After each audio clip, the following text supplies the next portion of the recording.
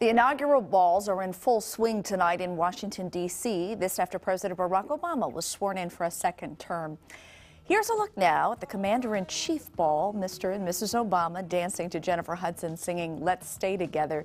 This is one of just 2 official parties. The president cut back on festivities this year to reduce government spending and, of course, the amount of security needed. This is the lowest number of balls, in fact, in the past 60 years. And the balls put an end to a very eventful Inauguration Day. Ed Henry now with the message and also the moment where the president went off script. For President Obama, there were plenty of differences from 4 years ago. He's grayer, the weather warmer, the crowd smaller, and the oath of office had no big slip-up. I, Barack Hussein Obama, do solemnly swear. And this time, he was more aggressive in using his inaugural address to reprise the central message of his campaign, making clear he believes he has a mandate. For we, the people, understand that our country cannot succeed when a shrinking few do very well and a growing many barely make it. The nation's first African-American president happened to be sworn in for a second term on the Martin Luther King Jr. holiday, so he leaned on the words of both King and Abraham Lincoln. Through blood drawn by lash and blood drawn by sword, we learned that no union founded on the principles of liberty and equality could survive half slave and half free.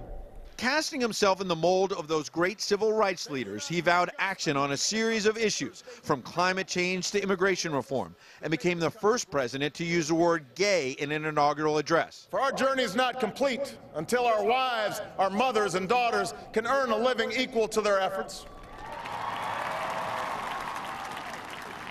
Our journey is not complete until our gay brothers and sisters are treated like anyone else under the law. At a time when debt and deficits are front and center, he offered a vigorous defense of entitlement programs. We must make the hard choices to reduce the cost of health care and the size of our deficit. But we reject the belief that America must choose between caring for the generation that built this country and investing in the generation that will build its future.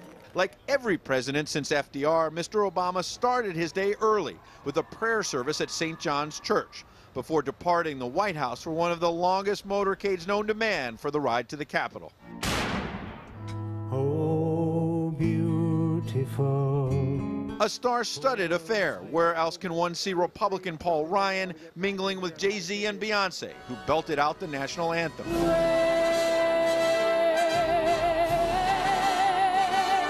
When the ceremony was over, there was a steady stream of pomp and circumstance waiting.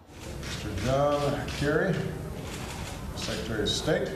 From signing papers to officially nominate his new cabinet, to lunch with congressional leaders, and then, of course, the parade. The first family could make their way back to the White House and that grand, bulletproof review stand. Yet all of that could wait, because before leaving the west front of the Capitol, the president decided to go off script and take in the vista of the National Mall. Mr. Obama also seemed to be taking in the moment, overheard saying he would never quite see this view again. At the White House, Ed Henry, Fox News. And besides the inauguration today is also Martin Luther King Jr. Day. At the YMCA, state and local leaders come together to talk about service and diversity, but also something a little more controversial, gun violence. Our Angelica